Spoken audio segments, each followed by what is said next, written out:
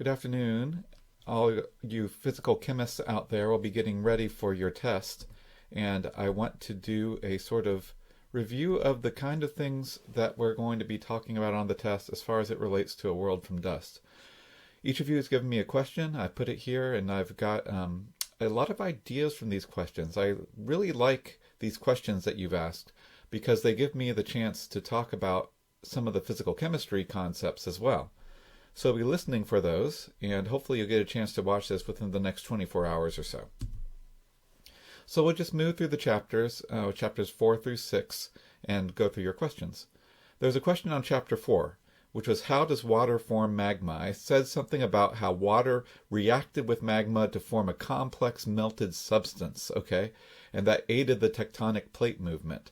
And yeah, that was a deliberate choice of words, although I was looking for a good word, a better word than reacted.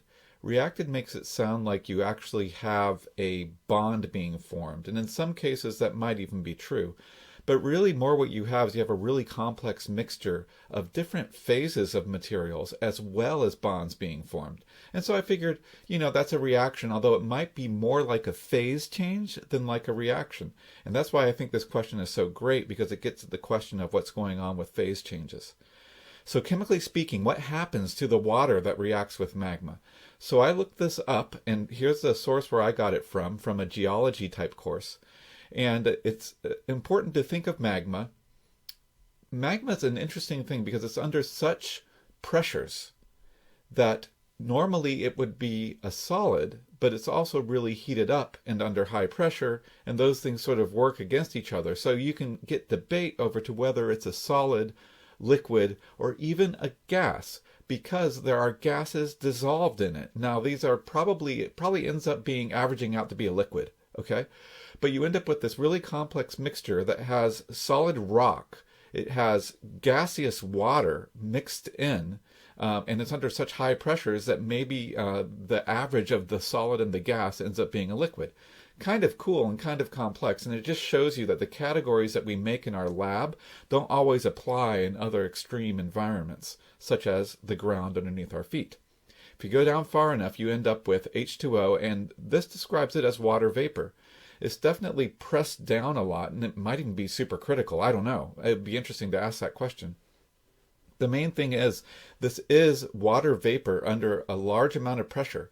If that pressure is released, say it rises to a weak patch of rock, then it can explode, and you have that stuff going on like in Yellowstone and things like that, where you have sudden hydrothermal explosions that happen. And that happens because of the expansive power of water vapor, because that is the largest gaseous component of magma, at least according to this site right here. So the other thing is, it says that the melting temperature of the magma rock is lowered when you add water or carbon dioxide. That's called flux melting. And there's even a picture about that. And so the flux melting, of course, this is not on the test, right? But the concept is really interesting. And you'll notice why I was drawn to this flux melting thing. If you look above my head, you have something where you have like subducted water that is brought down from the ocean into the rock, and then it sort of rises through the magma. You see addition of water above my head, and that can result in a volcano coming up. The water can rise and bring the explosive power of the inside of the earth up to the surface. Chemically speaking, it can promote mixing. It can promote bringing the reduced insides of the earth to the oxidized surface of the earth. Really interesting stuff going on, and a lot of chemistry going on there, and we probably don't quite understand it. The thing I really liked is the figure on the left. You might recognize that. Temperature on an axis, pressure on another axis, which goes with depth, so you can use that as a proxy for pressure. And you have solid, liquid, and vapor. You have a phase diagram, but it's more complex than our phase diagrams because we're chemists. We work with simple component mixtures, purified stuff. This is a geologist, and a geologist deals with the actual mixed up world that we're in.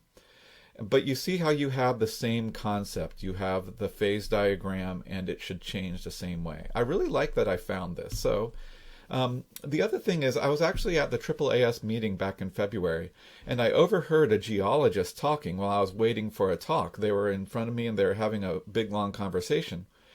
And they were going on and on about how we always talk about how magma is liquid, but it's really a ductile solid. You see, it's something that the categories liquid, solid, gas don't work that well for. What she went on to say is that bluestone and greenstone, you go out on the beach and you see something like what's above my head. You see a greenish or bluish sort of rock. And those, the technical name for them, well, there's probably a better technical name, but the geologically useful name for them is literally bluestone or greenstone. Greenstone comes from deeper than the bluestone because the chemical changes that happen at depth with pressure will change its color from blue to green. And so therefore, if you think about magma, the inside of the earth, it's always shown as being red hot because that's where you see like the lava from the volcanoes and stuff like that.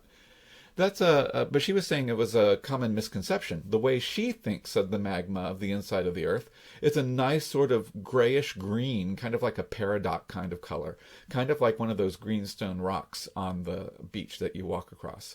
So maybe you can think of that the next time that you see it. The magma is actually green rather than bright red. Moving on to Chapter 5, we had two questions from Chapter 5. One of them was just asking for more about this idea that thermostable microbes have very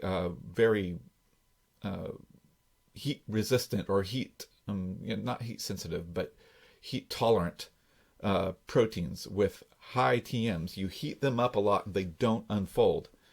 And when you resurrect the proteins, and so the work I'm thinking of is Eric Gauscher's work here. And so I've pulled up the exact thing that I was thinking of, where he resurrected old proteins by looking at phylogenetic trees and reconstructing what the old protein would have looked like. And he just made a bunch of them. He did the EF. It's actually the ribosome-related protein that is the EF. It looks like a tRNA elongation factor. You can look that up in your biochem textbook if you want to.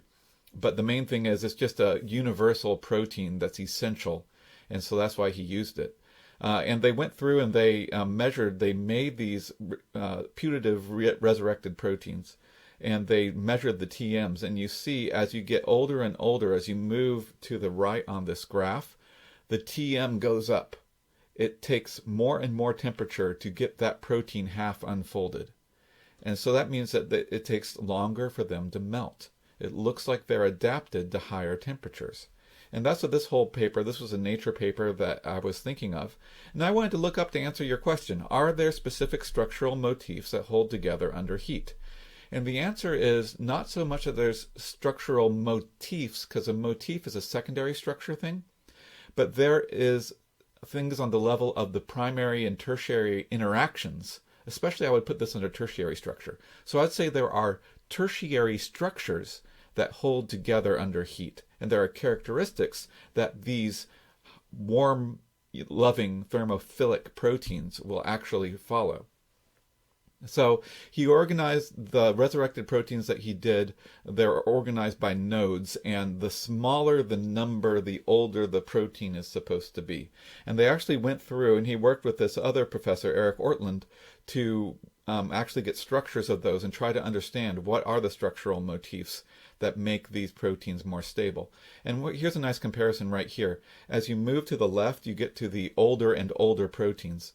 And the older they are, the more interactions they have. Notice how the new protein only has even 4 colors right there and fewer interactions. As you move to the left and you get older, you're getting more and more interactions. You end up with like 6 interactions, and you end up with better interactions, and like you have that isoleucine with a valine. There's a magenta isoleucine with the green valine. And that's sort of holding the protein together more. It looks like the older proteins have more internal bonds, whether hydrophobic, whether hydrogen bonds, or ionic. And they found lots of examples of that. They just tried to sum it up by saying it looks like they have more hydrophobic surface buried, and that should go with more surface buried overall. And so they calculated that, and they said as you go older, again, as you go from the smaller numbers, you're getting older, and you're also getting higher in the TM, and you're getting more buried surface area. By the way, this is a general way that proteins tend to do it. There's not like there's a specific trick, but all these tricks work to make more stable proteins in general when you need it. And it looks like the old tricks were what these old proteins knew. You know, all the tricks that we know are very old tricks for stabilizing proteins. You put good hydrophobics together, you put more ionics together when they fold, you organize good hydrogen bonds. And so there's not one particular category it looks like. It just looks like, in general, these are ultra-stable proteins. Be interesting to look at something that was designed by David Baker's lab with Rosetta, and to compare how that ends up stabilizing to this to see if there are any differences. I know there is more. Rosetta tends to make ultra-stable proteins with higher buried surface area, so I bet that this plot right here would go with that. So that's a detailed answer, but the nice thing about this Q&A is that you can give me the questions and I can give you the detailed answers to my heart's content, and you can fast forward if you get bored. So, moving on to another question. I say something in chapter 5 that UV takes away the funky barn smell from the diaper, right? That's something that I don't know why I kept that in there, but I just think that funky barn was kind of a phrase that I wanted to get into the book somewhere. So I say UV light gives bonds and takes away. Can I speak more about exactly what I mean with that? How can UV light give a bond? And that actually is a really good question, because a bond is order, UV promotes disorder. So in general, you would say it's easy to imagine putting energy into a system and breaking bonds. But putting energy into a system and making bonds is harder. And so I do want to give you an example of that. The example I want to give you is shown right here. If you've ever used UV cured adhesive, there are certain adhesives, you mix them together, and then you shine a UV light on them, and they'll harden up like glue. And these will be super strong, and it's really nice because you can control where it hardens by adding the UV light.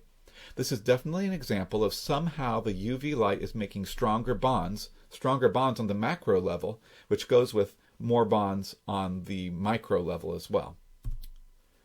Here's an example of what it looks like. Now, they don't show you the photoinitiator here, but it's some molecule with a fragile bond that will fall apart when the UV light shines on it. When it falls apart, the electrons get shared on either side of the bond, so you end up with two radicals. And those radicals then are what can actually form new bonds, given the exact mechanism is shown here if you want the organic chemistry.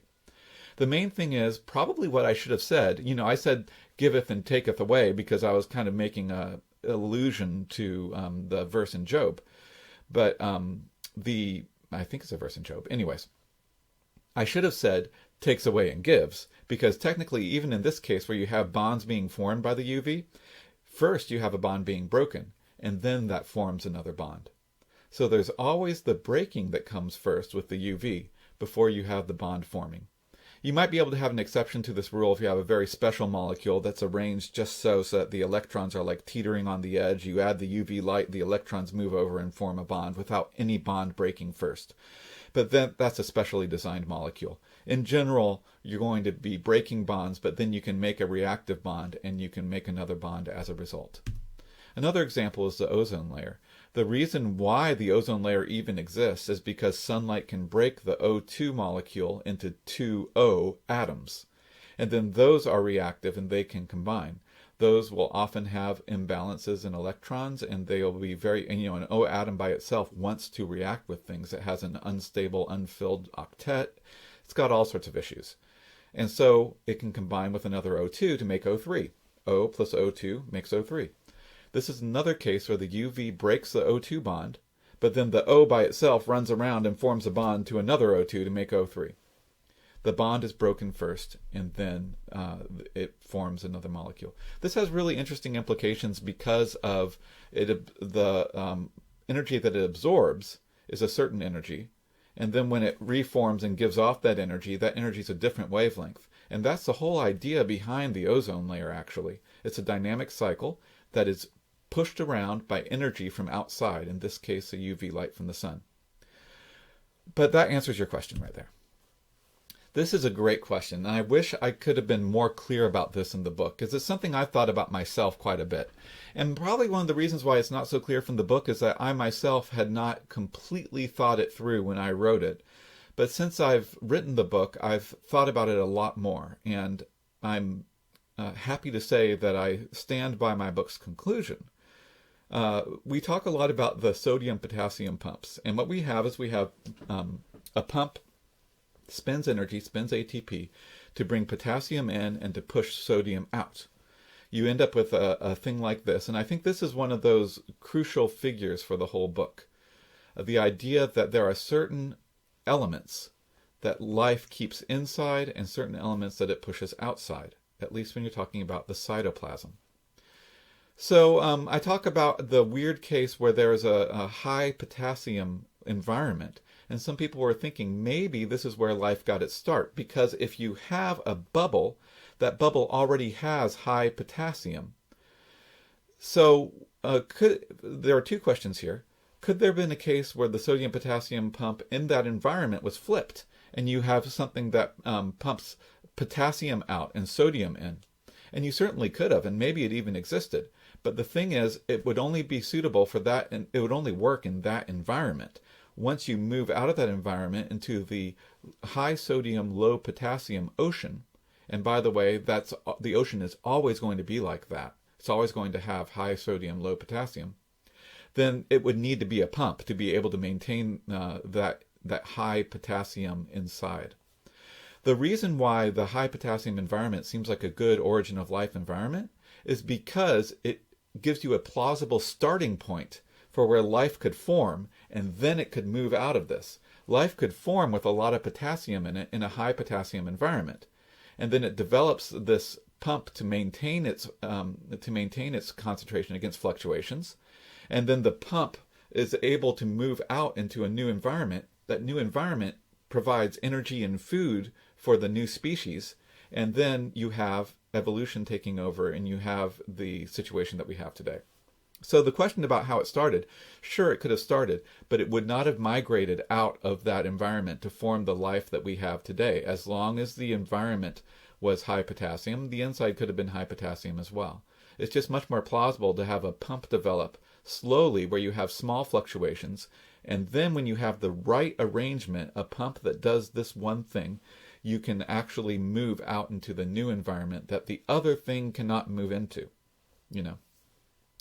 I think that gets at your question. Let me know if there's more questions about that.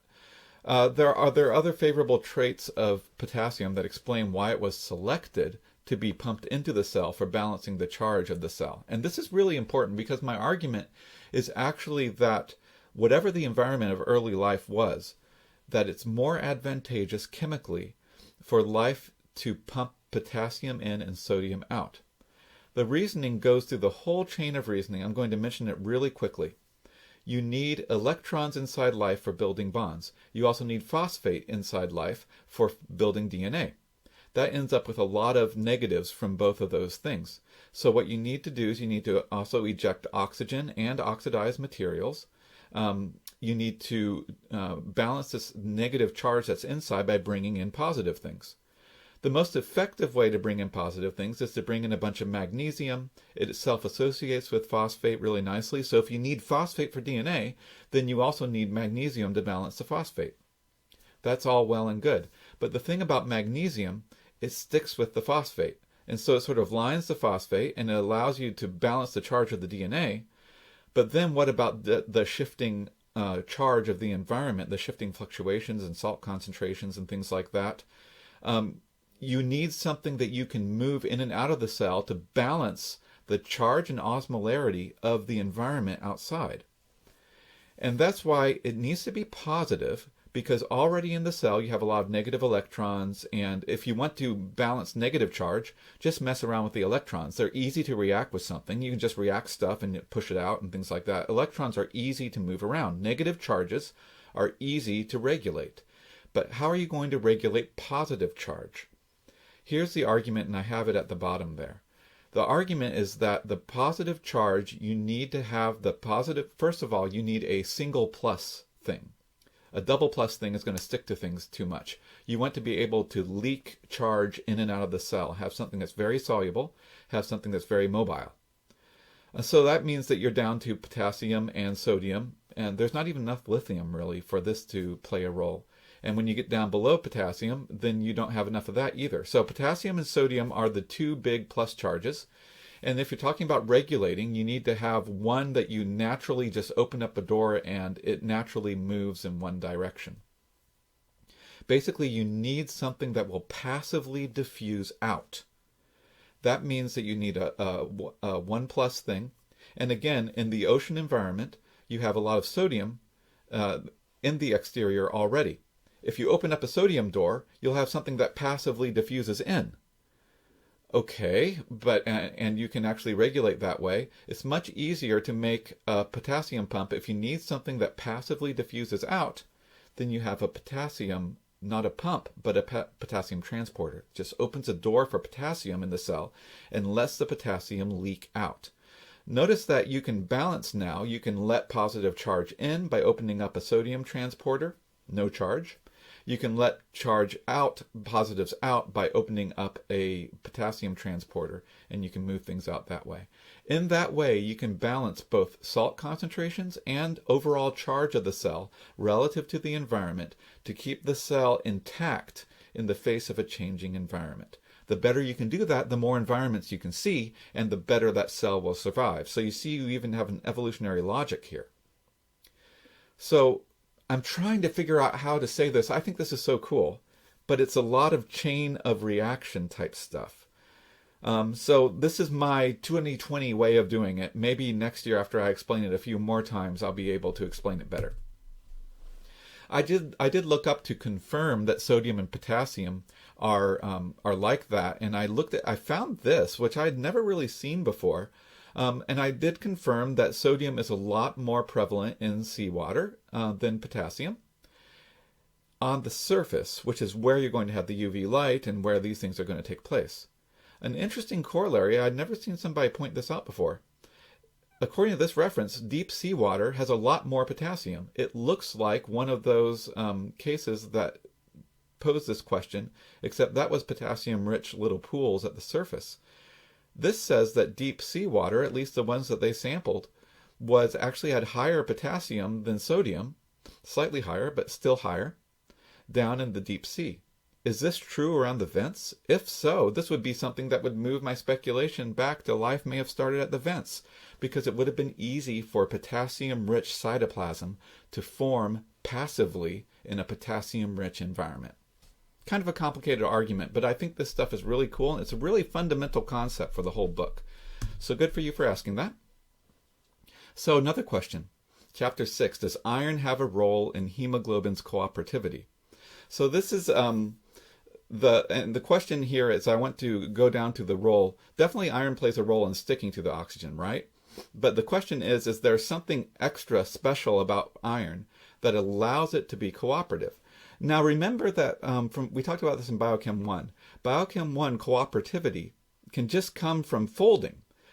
Comes from bringing things together. You just have to have a large shape change that you have like a missing piece to the protein. You have it bind and the rest of the protein forms around it. That is all you need. You need dynamic, you need bonds to form to be able to have cooperativity in general. And that's why you can have cooperativity in all sorts of different places. We talk about cooperativity in protein folding. It's an example of cooperativity in the complex folding interaction. But notice what it depends on. It depends on things being able to move, and it depends on a big difference between the unbound state and the bound state. It depends on a lot of motion, so you have a lot of energetic difference between the state A and state B. If there's very little difference between state A and state B, you get isomerization, where you basically have the same thing happens 50%. It's not even isomerization, it's equilibrium. And you have like 50% of each, but that doesn't do you anything. You need to have one state be significantly more stable than the other. So the reasoning here, the reason why this is important, if you think about it, it's actually really hard to make a cooperative protein that binds something small like oxygen. Oxygen is just 2 atoms big. And when it joins in and binds into its binding site, it can form bonds with all the surface naturally, but only has this much surface to form bonds with. It can form like a couple of H bonds. It can form maybe some kind of van der Waals interaction or something like that. But it's so small. How can you get the big shape change you need to have distinctly different states for cooperativity? The reason why you can get oxygen causing cooperativity is because iron is so important. Iron's a big atom, but it's still just a single atom. But the main thing about iron is that because its electrons are special, it can be this sort of wide, high spin state, or it can be this more compact, low spin state. And this radius change actually is another source of movement. So instead of having 2 atoms that suddenly show up, you basically have, well, the equivalent of the 2 atoms that show up, but then they're magnified. Their effect is doubled because you have the surface area of the iron that changes. The important thing is you have to both bind oxygen, form a bond to it. That's pretty easy. But you have to have this shape change of the iron to trigger a larger shape change in the whole protein. I think that that is the key to iron. And there's nothing else really, definitely nothing else that's abundant and is on the border between high spin and low spin that it can change its shape like iron does, that will cause the shape change, the radius change, upon oxygen binding that gives you, and from biochem we talked about how this shape change moves this bond and it moves this bond and the whole thing moves and it ends up looking like that thing off there to my left. The whole point here is that the shape change of the iron sort of doubles the shape change of just the oxygen atoms binding. And that is enough of a trigger for the cooperativity to result in 2 significantly different shapes. Once you have the 2 different shapes, one of them is more stable than the other, you have an energy difference, and you can have a difference in binding as a result, and you can have a sharp sigmoidal graph that results in what we need. So I hope that makes sense. Iron, it does have a specific role in hemoglobin cooperativity, although it has more to do with the fact that cooperativity just requires a large shape change. Because iron itself has a shape change, it allows itself to be added onto the O2 shape change. Here's another question about Chapter 6. Does iron work the same way in us as in microbes? We have microbes using the iron to put the oxygen back onto the sulfate. Then the microbes eat the sulfate and get energy from adding oxygen to carbon. This was the whole blood falls thing. Does iron in our hemoglobin also work the same way as in those microbes? Well, the answer is it's not as in hemoglobin, okay? But the exact reaction that you're talking about, putting iron, basically oxidizing sulfite into sulfate, is a sulfite-oxidase reaction. We have a sulfite oxidase. And the thing is, it has iron in it. The really cool thing is it's not just iron in it. And so I want you to think through and think about which other metals might you expect to see. So I'm not going to show you that yet. Just based on what you know, what other metal do you think might be working with iron, because we're working with oxygen moving reactions? And here it is right here. The cycle in the upper right-hand corner of this, you see the sulfite oxidation. And you see that you have iron 3, you also have molybdenum 6.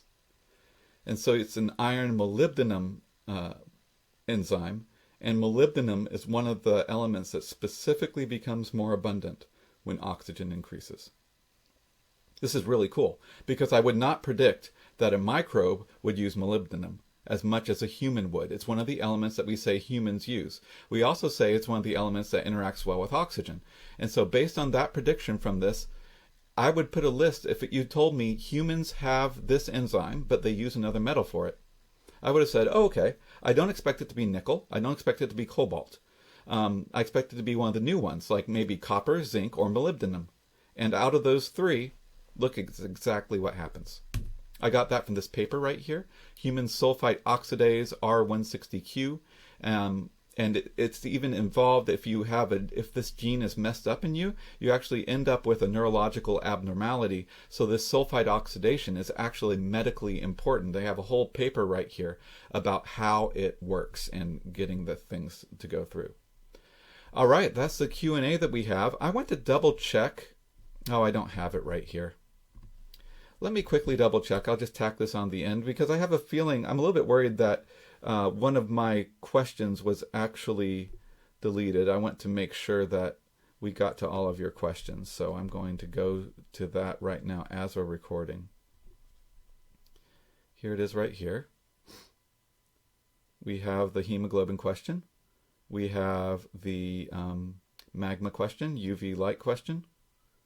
We have the microbes question and the sodium question. Oh, I'm a little... And then we had the protein data like rocks question, right? We had all those, right? Okay, I think we're good. All right, thanks everyone. Just one thing, I'll be thinking about these questions. I really like these questions, and I hope to write some test questions that will turn one of these questions into it. So be looking for your question on the test because you're already thinking about it, and that will probably be a test problem that you want to do. So thanks for giving me ideas. Thanks for listening. And do still know where everything is. You know, you should study in these last 24 hours or whatever before the test. You should know where stuff is. You should be able to do the homework. Definitely complete the Chapter 4 homework. Have all of that right there ready to go with your book, with both books, and with the journal articles being accessible, although I do not intend for you to look up the journal articles. I will ask that you don't look up anything else other than the materials that were already given you in class, and you use your own handwritten information. I will write the test so that you can give it back to me. You can handwrite it and then sort of scan it or take pictures of it and send those to me. Although it might work just as well for you to type in some of it. You can do a combination of it. I don't care. You tell me what your answer is. Please have it be a product of your own thinking.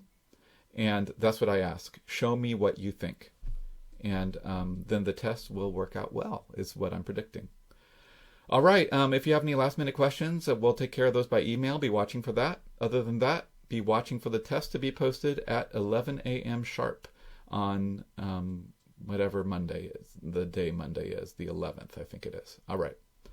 All right, thanks, y'all. I will talk to you soon.